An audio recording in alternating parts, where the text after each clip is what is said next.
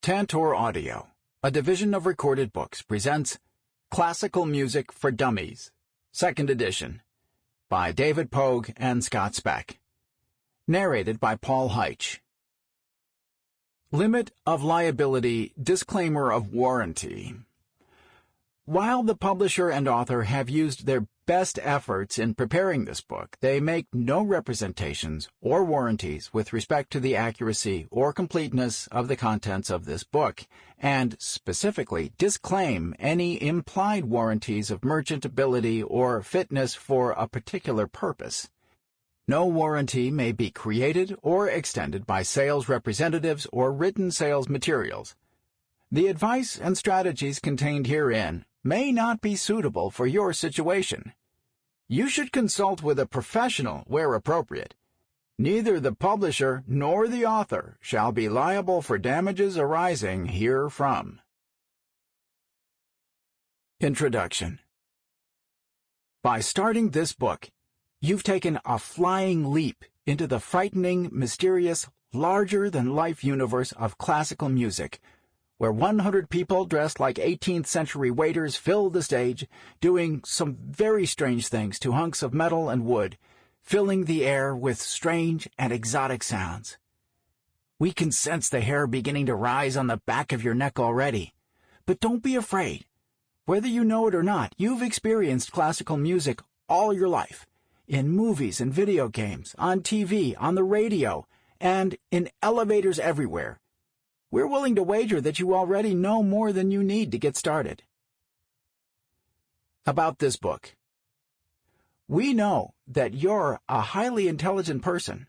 After all, you managed to select this book from among a whole shelf or website of highly qualified music books.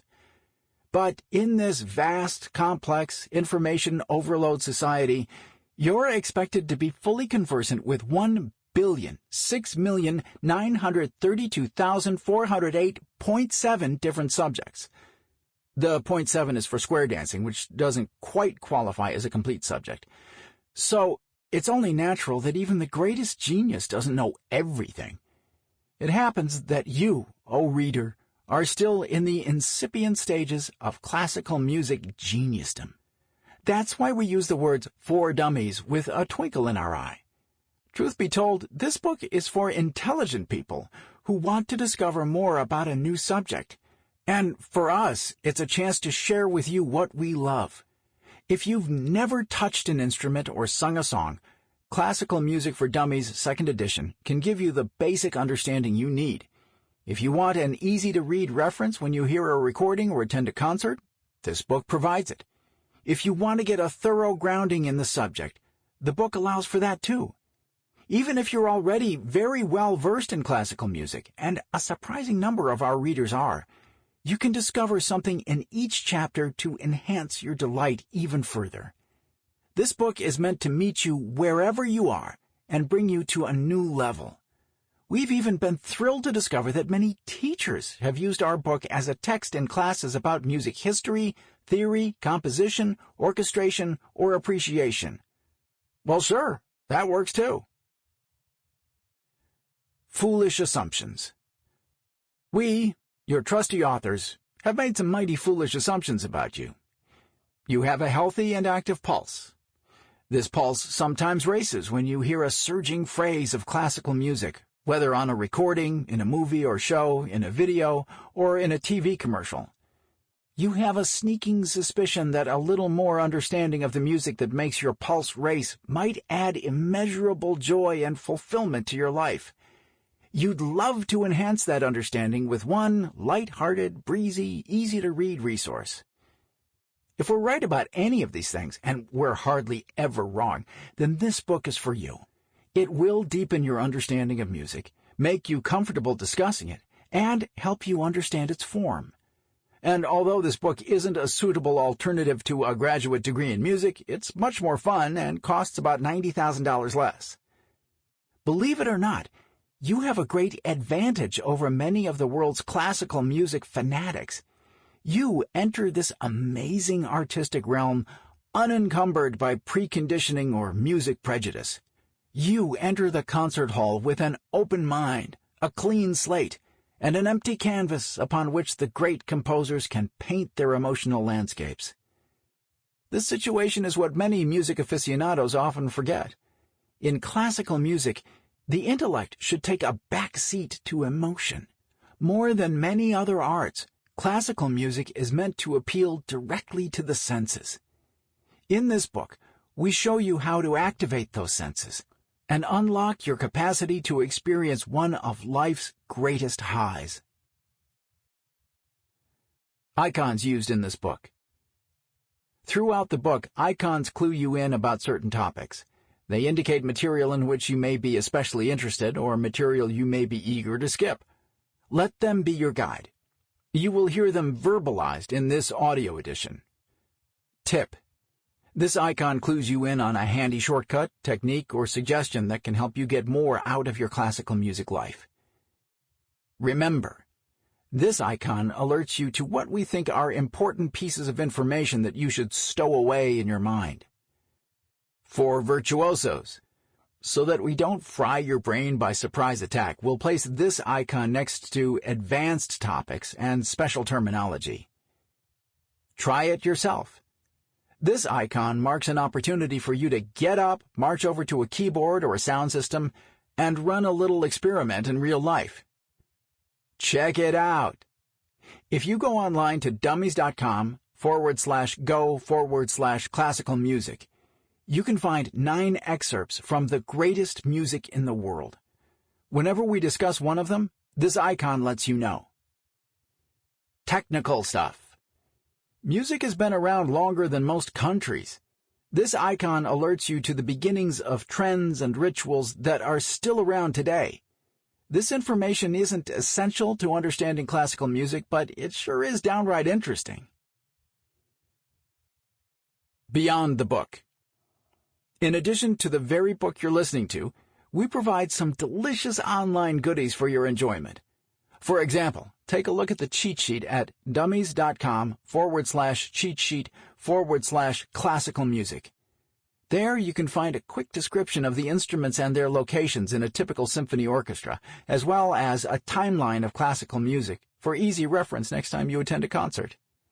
You can also discover more interesting bits and pieces of information online about how today's concert experience is changing, what it takes to send an orchestra on tour, great music of the 21st century, and more. Head to dummies.com/extras/classical music. Best of all, we provide many, many musical examples in the form of links to recordings online at dummies.com/go/classical music. These recordings are your key to entering the world of classical music, a painless introduction to all different styles and time periods. As we describe some of the great masterpieces, you can actually listen to them right away. These recordings set Classical Music for Dummies apart from all the other books on the shelf. Where to go from here? We designed this book so that you can start reading anywhere, but to help you figure out what might excite you the most, we give you 6 different areas to choose from. Part 1 introduces you to the world of classical music, including a brief history and descriptions of the common packages, such as symphonies, string quartets, and so on, that classical music comes in. Part 2 takes you into the concert hall to experience some real music making, and then takes you on a backstage tour of the professional classical music world. Part 3 is a field guide to all the instruments that make up an orchestra. Part 4 puts classical music under the microscope, explaining the creative little molecules that make it up. Parts 5 and 6 take you even deeper into classical music and help you get more out of it. You don't need to finish one part or even one chapter before starting another. Use the table of contents or the index as a starting point if you want, or if you're in a romantic mood, turn on some sensual classics, cuddle up with the loved one, and start at the very beginning of the book. Part 1. Getting Started with Classical Music. Web Extras. For Dummies can help you with lots of subjects. Check out this book's cheat sheet at dummies.com/cheat sheet/classical music to discover more interesting information to make your classical music experience more worthwhile. In this part, discover that you've been listening to classical music all your life, on elevators, in movies, in TV commercials, in video games, and just about everywhere else you want to be. Find out what separates mediocre music from mankind's greatest musical masterpieces. Explore the different packages that classical music comes in, from symphonies to sonatas. Meet all the lovable and not-so-lovable characters who collectively created the history of classical music. Chapter 1. Prying Open the Classical Music Oyster. In this chapter, understanding what's so great about classical music, identifying the 7 habits of highly effective composers. Access the audio tracks at dummies.com/go/classical music. The world of classical music is a place where idealism reigns, where good conquers evil and love conquers all, where you always get a second chance, where everything comes out right in the end, and where you can have your cake and eat it too. Classical music is one of the few living arts. It continues to exist by being constantly recreated, live, before an audience. Unlike the visual arts, classical music envelops you in real time and comes to life before you. Unlike literature or theater, it can be understood equally by speakers of any language or no language. And unlike dance, you don't need to look good in a leotard to perform it. Classical music is a place to come to for pure enjoyment, for solace, for upliftment, for spiritual transcendence, and, if you follow our suggestions, for less than $25. Discovering what classical music really is. For the purposes of this book, classical music is the music composed in the Western Hemisphere during the past few hundred years, not including recent pop and folk music. It's the music generally composed for an orchestra or a combination of orchestral instruments, keyboards, guitar, or voice.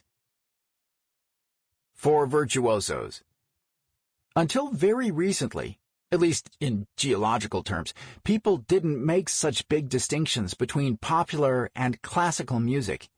In the 1700s and 1800s, it was all just music, and people loved it. People would go to the latest performance of a symphony, concerto, song cycle, or opera, just as you might go to a concert in an arena, stadium, club, coffeehouse, or bar today, to have fun. They were enticed by the prospect of seeing their favorite stars, schmoozing with their friends, and hearing their favorite tunes. They came in casual clothes. They brought along food and drink. They even cheered during the show if the spirit moved them. Classical music was pop music. The fact is that classical music is just as entertaining as it ever was, but these days it's become much less familiar. That's all. After you become familiar with this art form, it becomes amazingly entertaining. Figuring out whether you like it. Not every piece of classical music will turn you on right away, and that's perfectly okay.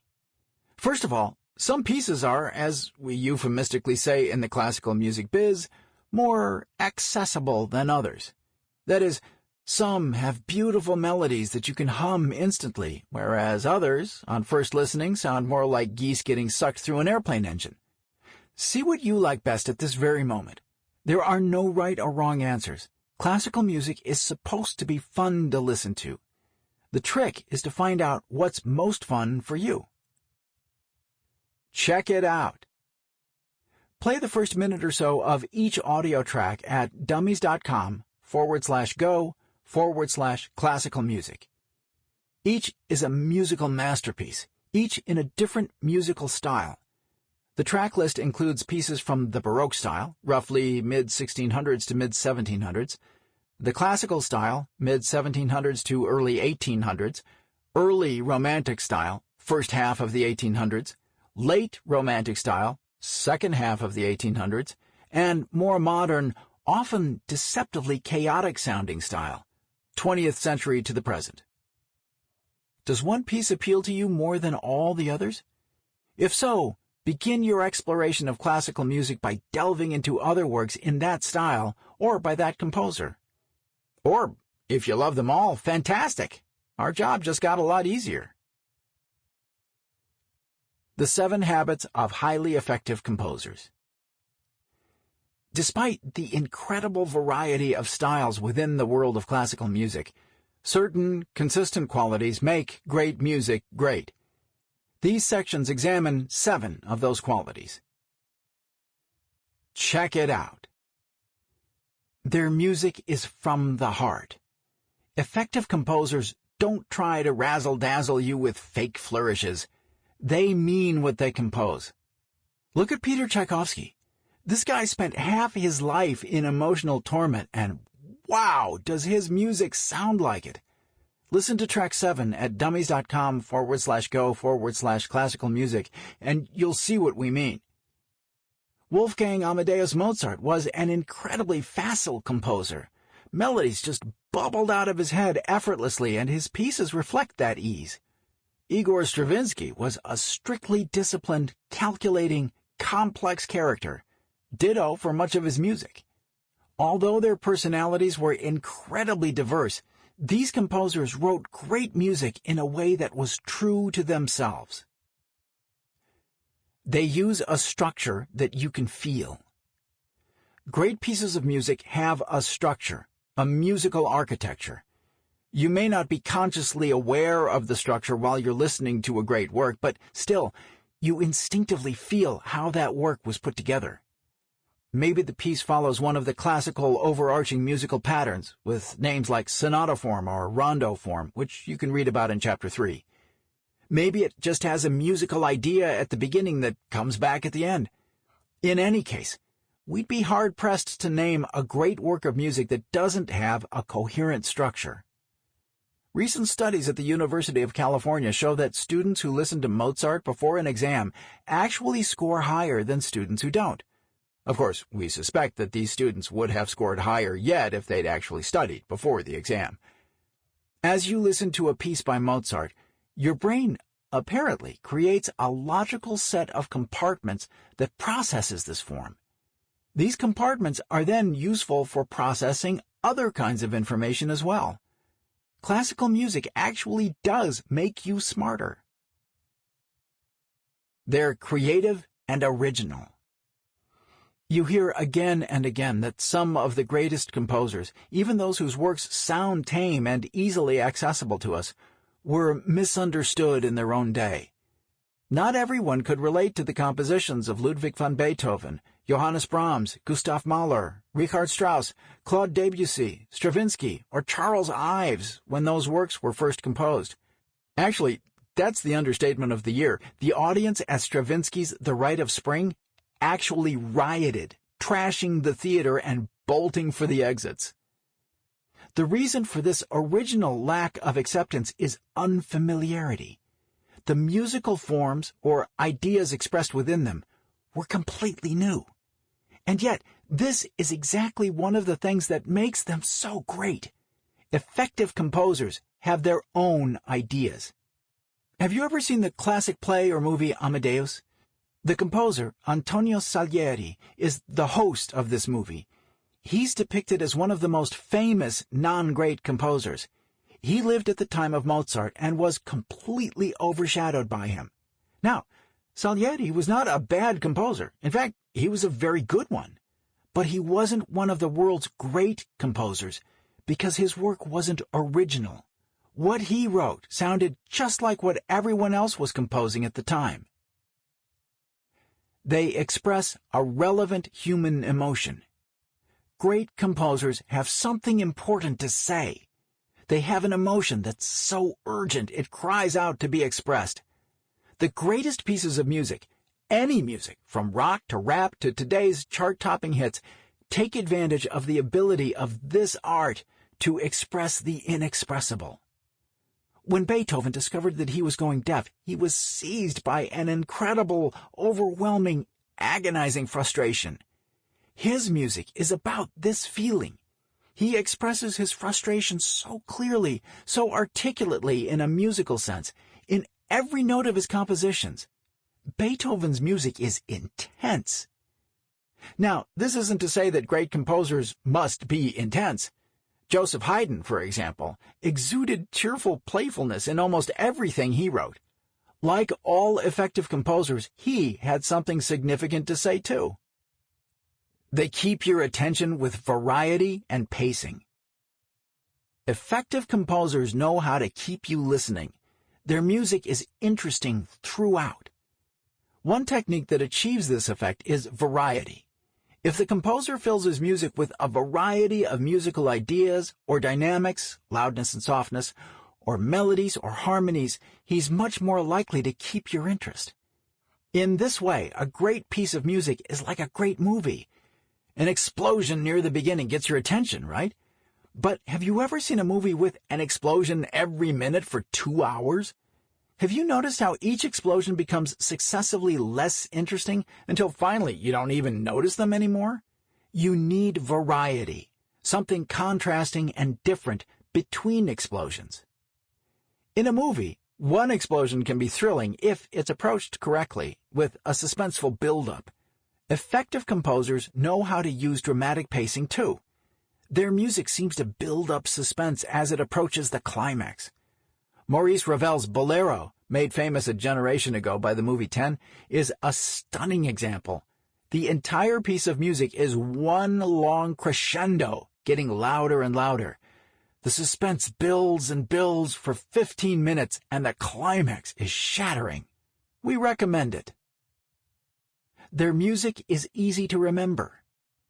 In today's pop music world, the word hook refers to the catchy, repeated element in a piece of music. Beatles songs are so catchy because nearly every one of them has a hook. Think Help, or A Hard Day's Night, or She Loves You, Yeah, Yeah, Yeah. Catchiness is not a scientifically measurable quality. Still, you know a hook when you hear it. In classical music, the same concept applies. A hook helps you remember and identify with a particular piece of music. The compositions of Mozart, Tchaikovsky, Frédéric Chopin, Sergei Rachmaninoff, Georges Bizet, Antonin Dvorak, George Gershwin, Edvard Grieg, and Franz Schubert have hooks galore. So many hooks, in fact, that several of them have been pilfered for the melodies of today's rock songs. For example, Barry Manilow's old song, Could It Be Magic, is a Chopin piano prelude with words added. Barry didn't write the original tune. And Midnight Blue is sung to the tune of Beethoven's Pathétique Sonata. The music of the most effective composers is full of elements that stick in your mind. They move you with their creations. The most important habit of highly effective composers is their ability to change your life. Ever walk out of a movie or play and suddenly experience the world outside the theater differently? You know, when the real world just after the movie seemed to have a feeling of danger or sadness or happiness or just plain wonder that it didn't have before? A great musical masterpiece may give you a greater appreciation for the potential of humankind, or enhance your spirituality, or just put you in a great mood. Nothing is more triumphant than the end of Mahler's Second Symphony. After you hear it, you emerge reborn, refreshed, and somehow more prepared to face the world. Chapter 2. The Entire History of Music in 80 Pages. In this chapter, blaming it on the monks, recognizing the hopeless romantics and baroques and classicals, eyeing the gallery of the greatest composers who ever died. Access the audio tracks at dummies.com/go/classical music.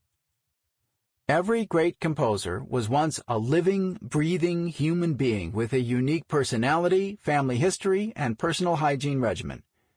Knowing about the lives of the great composers makes listening to their music 100 times more meaningful and interesting. With very little effort and an inexpensive forklift, you can get your hands on a really fine, comprehensive 800-page history of music. We, however, intend to fit the entire history of music in Western civilization into about 80 pages, without using a smaller type size either.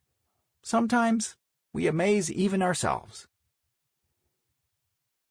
Understanding how classical music got started. Music has been around since the dawn of man, or at least since the breakfast of man. Primitive humans expressed themselves vocally, and the sounds that came out were often musical. These earliest recordings aren't, however, available on iTunes. For virtuosos. Over the millennia, music became more complex. Man invented musical instruments to produce the sounds he couldn't sing. Pipes and whistles reproduced the sounds of birds and the wind. Drums amplified the sound of a heartbeat. Musical scales became standardized. Unions were formed. Classical music was born. The first songs were probably religious. Humans, awed and scared by their surroundings, sang prayers and made offerings to the elements. When the wind howled, they howled back. When the skies rained on them, they sang in the shower. They also used song to boast of their conquests, give thanks for a good hunt, and remove stubborn stains. Rhythm appeared early in the history of music to echo the regular beats of walking, running, and pounding one another on the head with rocks.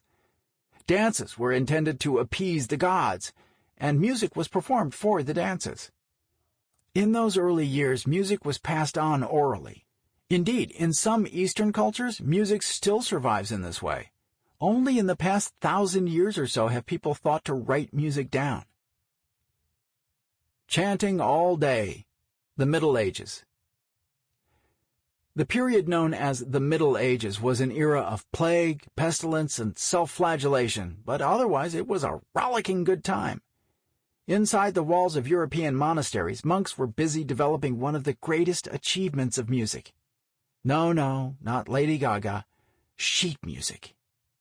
Here's what you need to know about the musical Middle Ages. Gregorian chant. Many a millennium of music-making madness passed before anyone had the notion to get the music down on paper. But around the year 600 AD, Pope Gregory I, the Great, created a system to explain the musical scales that had been in use in church music up to that time. He gets the credit for giving the notes such imaginative letter names, such as A, B, C, and D, the same ones that we use today. From Pope Gregory, we get the name for Gregorian chant, a simple, meandering melody sung in unison with Latin words by a bunch of guys in brown robes. Pope Greg would have popped his little pointy pope hat if he'd known that late in the 20th century, Gregorian chant would become a smash hit worldwide when a recording called Chant, sung by some hitherto unknown brothers from a monastery in Spain, hit the top of the charts. This comeback was for a reason. Gregorian chant has a true spiritual depth. If you close your eyes and listen to Gregorian chant, all your daily cares seem to float away. Your breaths become longer and deeper. Your metabolism slows down. Eventually, you gain weight and balloon up like a pig. But we digress. A monk named Guido. Guido of Arezzo was a genius monk, not to be confused with Thelonious Monk, who devised numerous musical innovations, such as singing do, re, mi, fa for the notes of the scale.